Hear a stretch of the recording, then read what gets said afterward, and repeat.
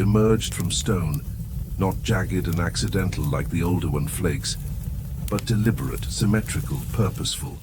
A teardrop of rock, shaped by countless strikes, its edges honed until they gleamed sharp enough to cut hide, wood, and flesh alike. And in this moment, the Herculean hand axe was born.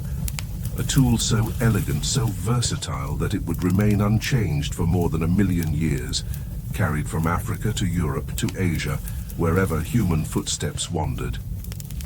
Imagine the sight of these early Homo erectus or Homo heidelbergensis sitting by rivers, striking stone against stone, each blow measured, each flake removed with intention, the rough block slowly transforming into a pointed oval, wide at the base, narrowing to a sharp tip, edges running smooth and continuous, a shape so universal it seems almost instinctive, as though the human mind had discovered not just a tool, but a symbol, an archetype of utility. These hand axes were not simple knives, but multi-purpose instruments. With one tool, a hunter could butcher an animal, scrape its hide, dig roots from soil, chop wood, break bones, even throw it in defense.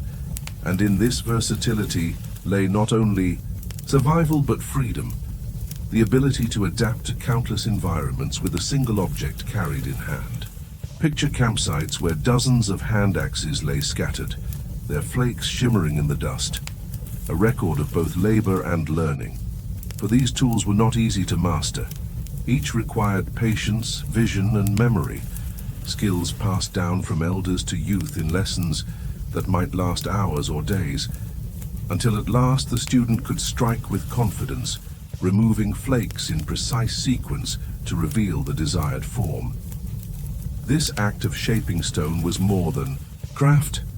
It was thought externalized, geometry practiced without numbers, symmetry achieved without rulers, a reflection of a mind that could imagine a shape before it existed and then bring it forth with skill.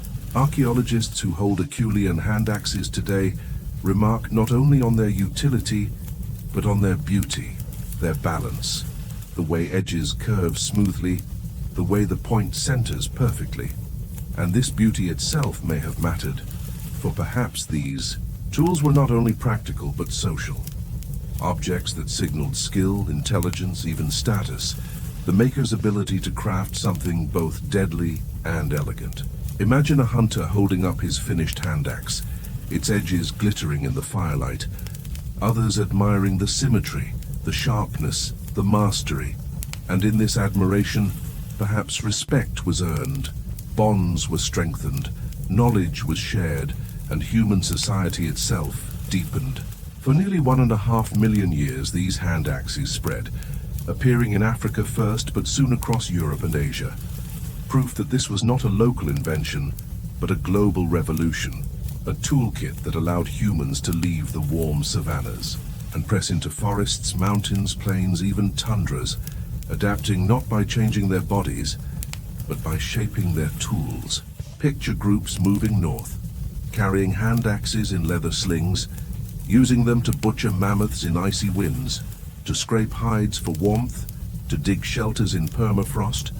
Proof that a piece of stone shaped by human hands could overcome climates that nature alone would have barred. And yet, for all their power, these tools were not static but evolved. Some grew massive, nearly a foot long, others delicate and fine-edged, some so symmetrical and carefully finished that their makers seemed to care as much about perfection as function, suggesting that already, long before art as we know it, beauty had begun to matter, that the human mind was reaching beyond mere survival into realms of pride, creativity, perhaps even aesthetics. Around fires, stories may have been told of great hunts where hand axes struck the killing blow, myths forming around tools as much as animals. And in this weaving of function and meaning, humanity became something more than survival-driven. It became a species that shaped identity as well as matter. Think of the patience required to craft one, hours of steady striking, flakes falling in rhythm, the maker focused, intent, imagining the edge before it existed, and realized that in this, The human mind was training itself in foresight, in patience, in discipline, qualities that would later build language, art, even civilization. No other species, no predator, no rival, no ape or elephant or crow has ever shaped stone with such intention. And in that exclusivity lies the uniqueness of humanity's path, a path etched not only in bones and DNA, but in stone that still survives today. Silent witnesses buried in earth, gleaming when unearthed, their edges still sharp after 500,000 years. These tools outlasted the lives of their makers, surviving floods, ice ages, migrations, testifying to a continuity that words could not capture. And so the Acheulean hand axe was not only a tool, but a bridge across time, the first truly global technology, the first shared identity of humanity's scattered tribes. And so chapter 2 closes with the image of firelight flickering on a circle of figures, their hands gripping teardrop-shaped stones, their voices murmuring in languages long forgotten, their tools gleaming like captured lightning in the dark, each edge carrying the memory of blows struck with purpose, each point aimed not just at prey but at the future, as the rhythm of stone and hand shaped not only survival, but the very essence of what it meant to be human. From the chipped edges of stone and the sweeping grace of the hand axe, humanity's restless hands turned toward something even greater. For survival was never only about sharper cuts, but about reaching further, striking harder, and shaping the world with new combinations of thought and matter. And so the age of composite tools began, a leap that transformed scattered stones into weapons bound with wood, sinew, and fire. Imagine the first human who looked at a pointed stone and then at a straight branch, imagining the union of the two. A thought so simple and yet so revolutionary that it created the spear, a tool that extended the arm, magnified strength, and turned the dangerous intimacy of hunting into something safer, deadlier, and more precise. No longer did hunters need to risk claws and tusks at arm's length. With a thrusting spear they could keep danger at bay, and with a thrown spear they could wound from afar. Each innovation reshaping not only the hunt, but the mind that conceived it. Archaeological traces tell us that by 400,000 years ago, humans in places like Germany were crafting wooden spears sharpened to deadly points, their balance so fine that even today they could fly straight when thrown, proof that skill and foresight had reached extraordinary heights. Fire itself entered the toolkit as both companion and tool, for with fire stones could be heated to make them flake more predictably. Wood could be hardened into sharper, stronger points. Sinews and resins could be softened and bound. Adhesives invented that glued stone to shaft. Invention layered upon invention, until the spear was not just a sharpened stick, but a marvel of early engineering. Stone point fixed to wood with sinew binding, glue made from plant resin or animal fat sealing the union. Proof that humanity had discovered the principle of combination, that materials could be merged into something greater than their parts. Picture hunters gathering before a drive, each holding spears tipped with fire-hardened points or flint blades, eyes watching herds of horse or reindeer, bodies moving in coordination, tools multiplying the power of cooperation, until entire groups could encircle prey, driving them into narrow valleys or toward cliffs where spears flew in unison, a storm of sharpened intention. These were not random hunts, but orchestrations, strategies that relied on memory of landscapes, anticipation of animal movement, coordination of many hands, and in this orchestration tools became more than survival. They became instruments of culture, shared symbols of effort, objects that bound people together in common action. Firelight itself became a workshop, where shafts were straightened, points sharpened, adhesives melted, where elders taught the young how to select the right wood, how to strike stone at the right angle, how to bind point to shaft so tightly it would not break even against bone. And in these lessons knowledge deepened, not only in craft but in the sense that the world could be reshaped, tamed, controlled. The spear was followed by the invention of the atlatl, the spear thrower, a carved piece of wood that acted as a lever, multiplying force, allowing spears to fly further, faster, more deadly than the arm alone could manage. And in this invention lay the first glimpse of mechanics, of tools that amplified not only muscle but physics itself. Imagine the thrill of a hunter watching a spear arc across the sky, striking an animal at a distance unthinkable before. The roar of triumph rising, the group gathering in joy. The success owed not only to courage, but to craft. Alongside spears, stone points grew more refined, flaked with increasing precision. Close your eyes and picture a world before iron, before bronze, before even the faintest spark of cities. An age where survival was not written in walls or fields, but in hands, in stone, in bone. Imagine the first human gripping a sharp flake, torn from rock, not knowing it would one day be called a tool, only knowing that with this shard meat could be cut, skin could be scraped, marrow could be reached. And suddenly, the world had shifted.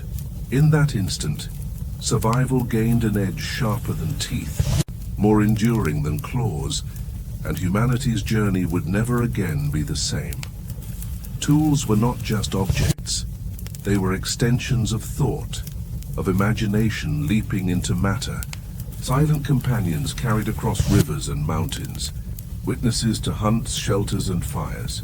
Every chipped edge was a story, every worn handle a memory of persistence, and across countless generations, these simple stones grew into hammers, spears, needles, and axes, shaping not only the land, but the very mind that shaped them.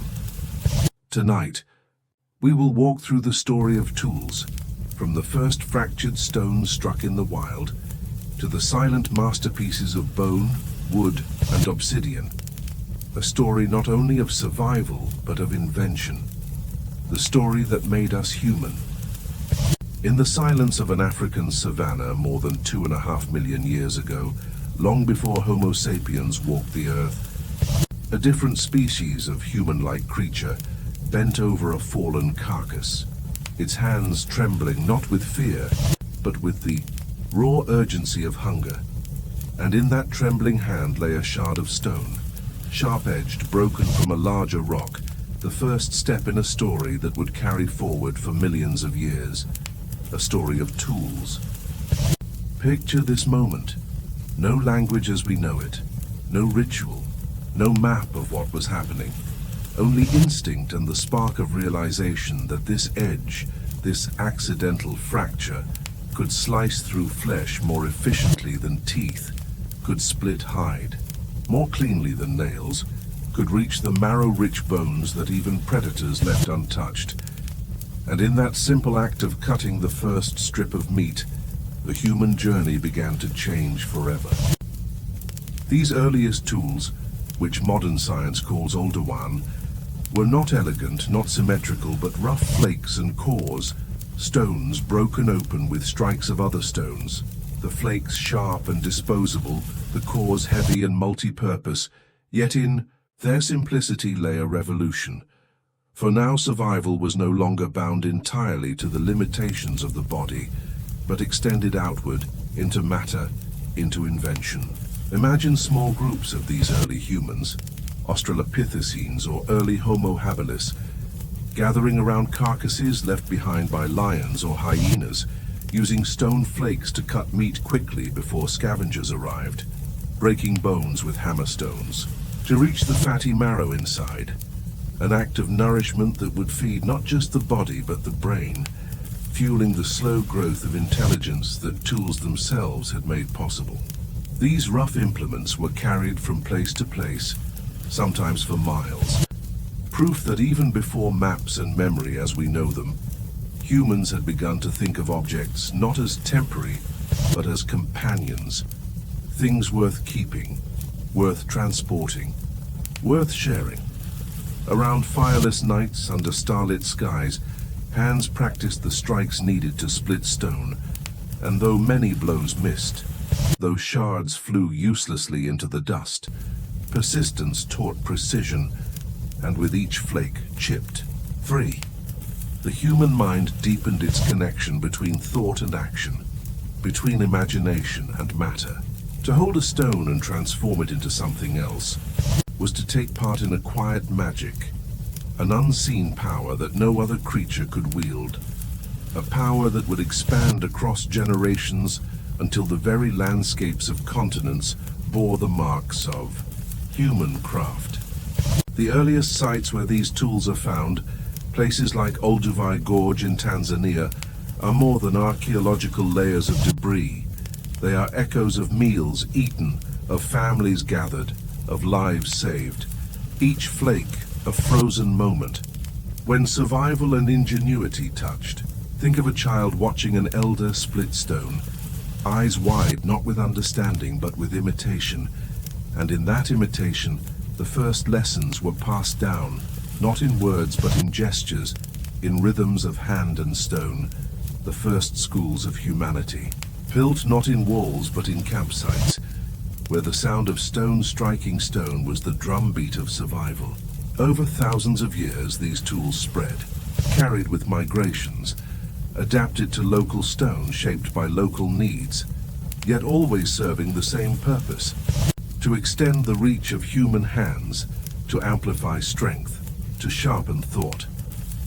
Imagine riversides, scattered with broken flakes, plains dotted with bones cracked open by hammerstones, caves where sharp-edged rocks waited in piles for the next hunt or scavenging, and know that in these small, simple acts, humanity's future was being forged. For with each cut of meat, each cracked bone, the bond between humans and tools deepened, weaving itself into identity, until to be human was no longer just to walk upright or to think abstractly, but to shape the world with objects imagined and made real. This was the first whisper of technology, the first glimpse of the path that would lead from stone to silicon, from chipped flakes to machines that would circle the earth. And yet, in this beginning, it was not grandeur, but survival, not ambition, but hunger, not invention for its own sake, but necessity that pressed human hands against stone, striking again and again until the edge revealed itself. And so chapter 1 closes with the image of a figure crouched under the burning African sun, holding a stone in one hand and a shard in the other, carving life from bone and flesh, unaware that this simple act was the dawn of an unbroken chain, that from this moment forward, tools and humanity would walk together, inseparable, shaping each other, carrying one another across the endless horizons of time. Hundreds of thousands of years passed after the first flakes split from stone, and humanity's hands grew surer, their minds sharper, until one day on the savannas of Africa a new shape.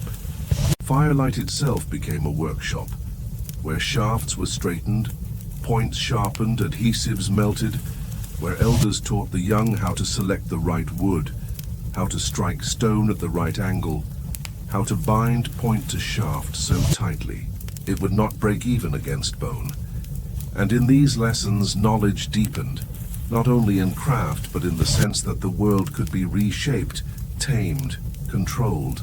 The spear was followed by the invention of the atlatl, the spear thrower, a carved piece of wood that acted as a lever, multiplying force, allowing spears to fly further, faster, more deadly than the arm alone could manage. And in this invention lay the first glimpse of mechanics, of tools that amplified not only muscle but physics itself. Imagine the thrill of a hunter watching a spear arc across the sky, striking an animal at a distance unthinkable before, the roar of triumph rising, the group gathering in joy. The success owed not only to courage but to craft. Alongside spears, stone points grew more refined, flaked with increasing precision into blades, scrapers, barons, each specialized for a task: scraping hides, cutting sinew, shaping wood, engraving bone. And here we see the first glimmers of specialization, of tools not only for survival but for the finer needs of life, for clothing, for ornament, for expression. Fire became the heart of these transformations, not only for warmth and cooking, but as a force of chemistry, altering the properties of stone and wood, shaping the rhythm of life into cycles of day and night, of work and rest, of gathering around, flame to teach and to dream. Around fires, hands practiced hafting, tying, gluing, shaping, and the air was filled not only with smoke but with the sparks of imagination, the realization that the world's materials could be bent, joined, reshaped, their limits pushed back with every generation. Imagine the first child handed a spear by a parent, its shaft smooth, its point gleaming, the weight of responsibility heavy in small hands, and understand that this was not only a tool, but a legacy, an inheritance of skill and knowledge, stretching back countless lives, each blow of flint, each twist of sinew carrying the memory of ancestors who had survived by the same means. With spears and fire, humans pressed deeper into new environments, daring to challenge beasts larger and stronger than themselves, mammoths brought down by coordinated strikes, bison herds thinned by volleys of spears, predators challenged and driven away, until humanity no longer existed at the mercy of nature, but stood as a force capable of reshaping the balance. These weapons and tools did not end fear, but gave courage. For with them the impossible became possible, the unreachable within reach, the dangerous made manageable. And in this transformation, humanity's destiny unfolded further.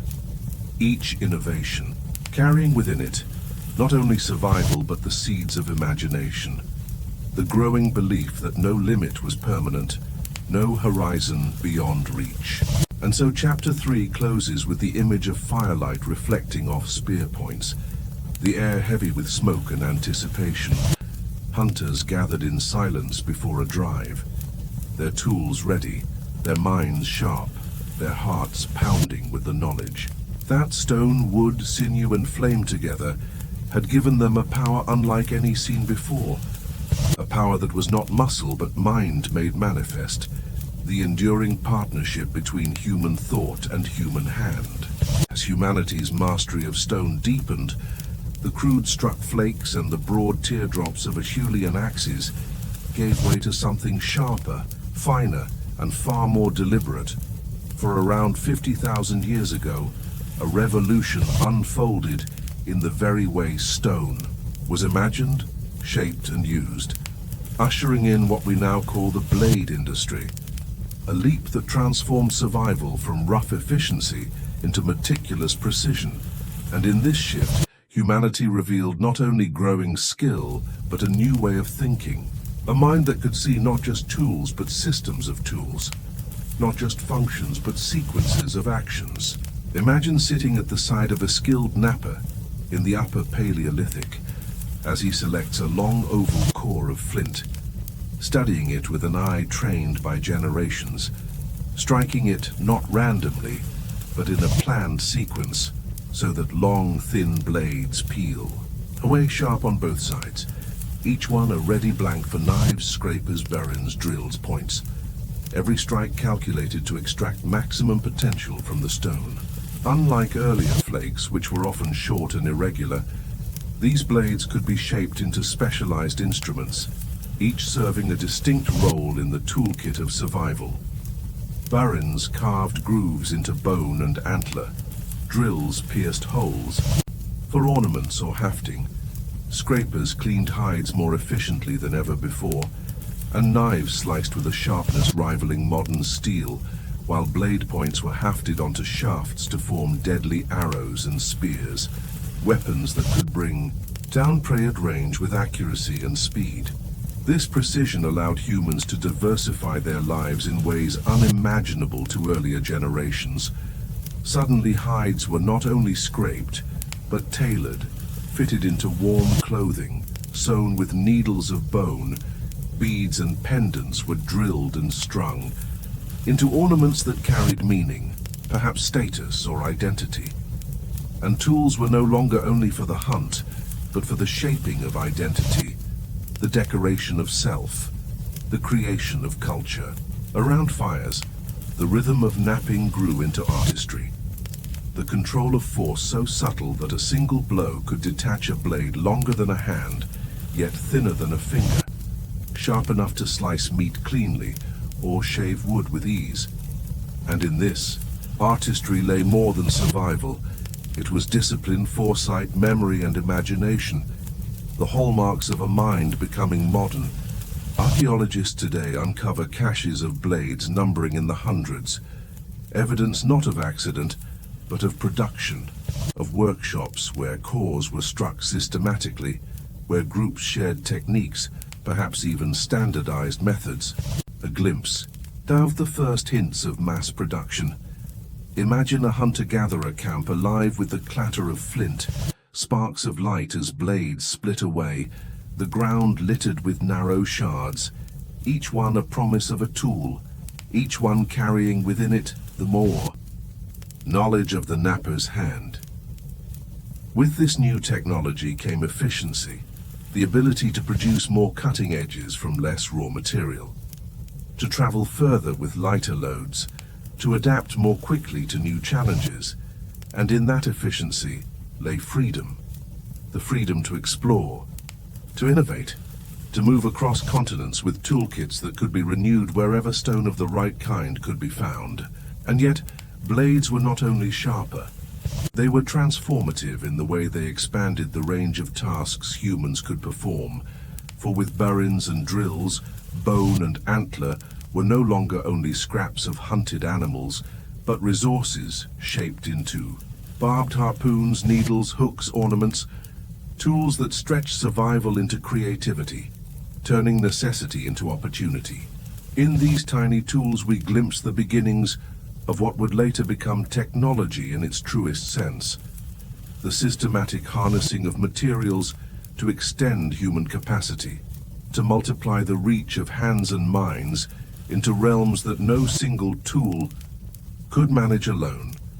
Picture a hunter stringing beads of bone onto sinew, not for survival, but for beauty, for meaning, perhaps for love, and realize that blades and burins made such things possible, that the age of precision was also the age when tools crossed the threshold from utility into culture, when humanity's identity was carved as much in ornament as in necessity. These tools also marked the dawn of long-distance exchange, for good stone was rare, and groups traveled or traded for prized flints, obsidian, and cherts, carrying with them not only material, but ideas, spreading innovations across continents, knitting together the scattered human world into webs of shared technology.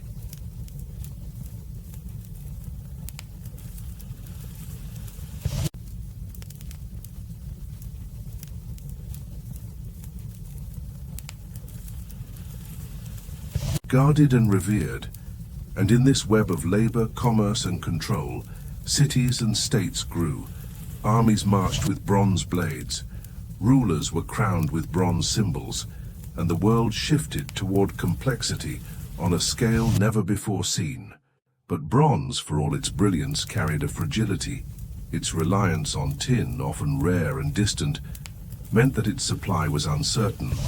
And in this uncertainty lay the seeds of another revolution, for as furnaces grew hotter and techniques more refined, humanity turned to iron, a metal far more abundant, though far more difficult to tame, its melting point demanding greater mastery of fire and forge. Once harnessed, however, iron transformed the world with a resilience unmatched, for iron blades bit deeper into soil, clearing forests and opening vast new lands for farming. Iron weapons cut through bronze, altering the balance of power. Iron nails, hinges, and fittings built sturdier structures. Iron plows turned heavier soils, feeding populations that swelled ever larger. And iron itself became the backbone of civilizations, stretching across continents. Imagine a smith workshop in the Iron Age, the heat of the forge glowing against the dark, sparks leaping as hammers struck, the ringing of anvil echoing like heartbeat, the air thick with smoke, and within this place of fire and labor, raw stone was transformed into tools that could feed, defend, and conquer. Iron was no longer rare or decorative. It was everywhere in the hands of farmers, warriors, builders, hunters, and rulers alike. A democratic metal as much as a militaristic one, spreading across the world not as luxury, but as necessity. And with this spread came new forms of society, for the abundance of iron meant that weapons and tools could arm many rather than few, enabling larger armies, greater expansion, and also broader productivity in fields, workshops, and villages. Yet as with all tools, metals carried both promise and peril. They raised harvests but also raised cities. They fed multitudes but also fueled wars. They adorned temples but also toppled empires. For in metal humanity found both the means to create and the means to destroy at scales unimaginable in earlier ages. Still, the story of metal is not only one of war and conquest, but of creativity and endurance. For bronze chisels carved the first great statues. Iron nails built ships that carried explorers across seas. Copper wires in ages yet to come would carry voices and light. And all of it began with that first spark of fire meeting ore, with curiosity turning stone into shine, shine into strength, strength into civilization. And so chapter 8 closes with the vision of a smith standing before a roaring fire, sweat on his brow, hammer in hand, shaping not only a blade or a plow, but shaping the destiny of his people. For in the glow of metal humanity had crossed another threshold, one where mastery of Earth's hidden treasures gave rise to power that would echo across every age to come. Long before ink touched parchment or stylus pressed into clay, humanity carried memory in voices, gestures, carvings, and songs. But as societies grew larger, more complex, and more demanding of continuity, there arose the greatest tool of all, the tool that could capture thought itself, that could store memory beyond the limits of flesh and bone, that could make ideas travel across time and space, writing. Imagine a world before letters, where elders sat by firelight telling stories, myths, and histories, where survival knowledge was passed in chants, in riddles, in woven tales that bound the tribe together, but also fragile, for when the teller died, so too could the memory, unless another carried it faithfully, and so the human mind remained both library and messenger. But with the birth of symbols, first as marks on bone-tallying days or herds, scratches on cave walls marking ownership or ritual, and later as pictographs standing for things and ideas, humanity began to free itself from the tyranny of forgetting. The Sumerians pressed wedge-shaped cuneiform into clay tablets, recording grain rations, debts, hymns to gods, and kings' decrees. In Egypt, priests painted hieroglyphs on temple walls, scripts of beauty that mixed sound, image, and magic, preserving prayers to endure for eternity. In the Indus Valley, signs etched onto seals hinted at a language still undeciphered, but carrying power in trade and ritual. In China, oracle bones cracked in fire bore the earliest Chinese characters, messages to ancestors and gods, seeds of a script that still lives today. Writing transformed memory into permanence, allowing not just survival records but philosophy, law, poetry, and myth to be stored and transmitted, giving civilizations a backbone that was not stone or metal but language fixed in form. With writing came bureaucracy, the power to govern vast territories, to tax, to organize armies, to enforce justice. With writing came religion, texts sacred and enduring, shaping cultures for millennia. With writing came trade, contracts, ledgers, promises recorded across oceans. With writing came science, the careful recording of stars, medicines, experiments, observations, all building upon what had been written before, rather than forgotten. The stylus and brush became as powerful as the sword and plough, for in their strokes lay continuity, identity, and authority. Yet writing was not born equal. Scribes became elites, gatekeepers of knowledge, trained for years to master symbols, their skill revered and controlled, and so writing became both a tool of liberation and a tool of hierarchy, empowering some while excluding many. Still, its influence spread inexorably, adapted by cultures in alphabets, syllabaries, runes, scripts, each suited to tongues and needs, and in this diversity, humanity's memory became vast, layered, resilient. Picture a Babylonian scribe inscribing laws onto a clay tablet, his careful hand fixing justice into permanence. Picture an Egyptian artisan carving hieroglyphs into stone that would outlast empires. Picture a Chinese diviner etching questions for the spirits onto turtle shells. Picture a Greek philosopher dictating words that would echo through centuries. In each case, writing was not only words, but a tool of time travel, letting one voice speak to countless others across generations. Alongside formal writing, symbols flourished. Painted banners, carved emblems, woven patterns, coins stamped with rulers' faces, all tools of identity and power, all part of the expanding human vocabulary of meaning. With writing came libraries vast, storehouses of clay, papyrus, parchment, shelves upon shelves of thought, the first great archives of civilization, fragile yet ambitious attempts to gather all human memory into one place. And with libraries came both the triumph of preservation and the tragedy of loss. For when flames consumed Alexandria, when scripts fell silent under conquest, when tablets crumbled into dust, humanity learned again the fragility of memory even. When inscribed, the eternal battle between creation and oblivion.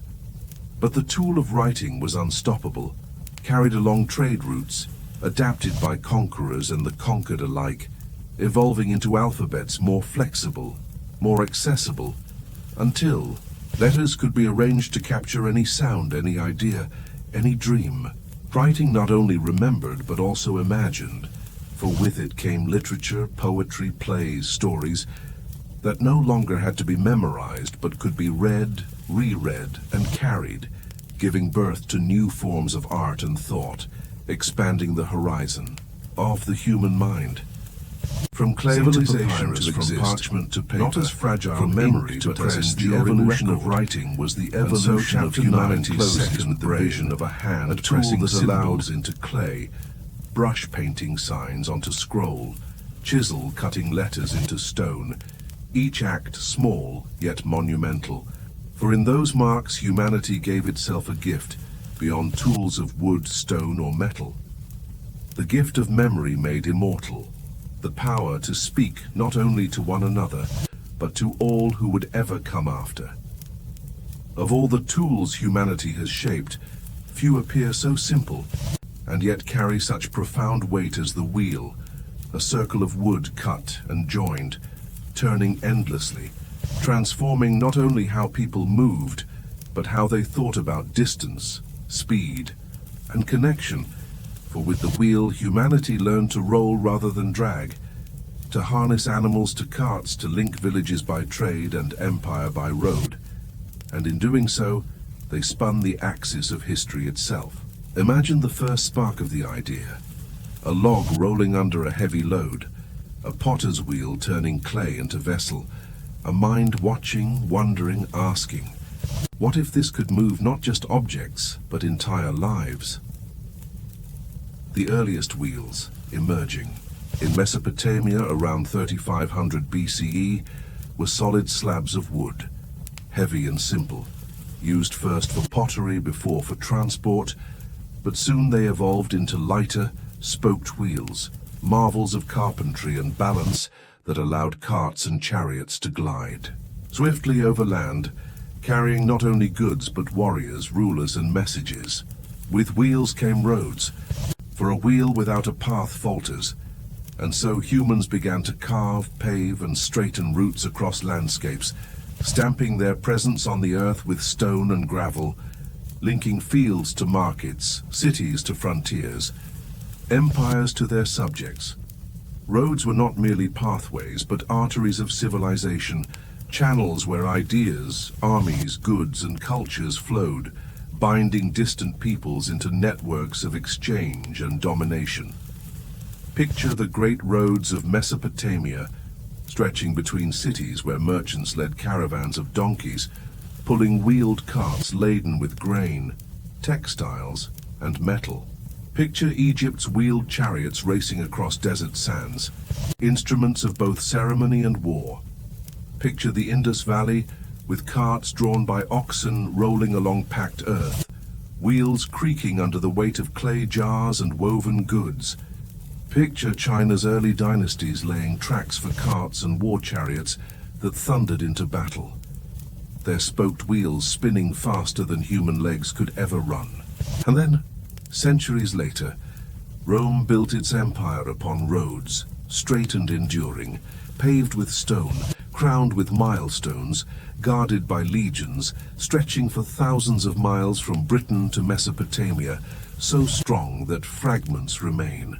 Even now, proof that a road was not just a path, but a promise of continuity, of order, of reach. With wheels and roads came acceleration, the compression of time and space, the ability to move goods faster than before, to march armies further, to spread ideas quicker. And in this acceleration, human society grew denser, more complex, more entangled. Trade routes like the Silk Road were born, long chains of paths and roads linking east and west, carrying silk, spices, metal, and stories, carrying not only wealth but religion, art, and disease, all rolling on the quiet revolution of the wheel. Yet the wheel was more than transport. It was a principle applied elsewhere in gears, pulleys, mills, turning water into power, wind into motion, grain into flour, and soon machinery itself became possible because of the circle's perfection. Still, like all tools, wheels and roads carried both gifts and burdens. They brought prosperity but also conquest, made empires possible but also made oppression more efficient, spread culture but also spread domination, for wherever roads reached, power followed, and wherever carts rolled, resources were extracted. And yet, in their essence, wheels and roads were tools of connection, binding human lives into a web that stretched further and faster than ever before, laying the groundwork for every network to come, from railways to highways to digital pathways that now echo the same principle of movement and link. Picture a dawn in the ancient world, mist rising as a cart creaks along a dirt road, oxen straining, wheels turning, a merchant guiding his goods toward a distant market. Picture, too, a legion marching in formation along a paved Roman road, their boots striking stone, their wagons following, their empire expanding. Picture a lone traveler carrying news across deserts and mountains, his cart laden with scrolls, his wheels leaving faint ruts that would be deepened by centuries of passage. Each wheel turned not only wood upon soil, but turned the future upon its axis. Each road laid not only stone upon ground, but laid the foundation for the acceleration of history itself. And so Chapter 10 closes with the vision of wheels spinning, roads stretching to horizons, humanity in motion like never before. For in the simple circle, humans found a revolution that has never stopped turning.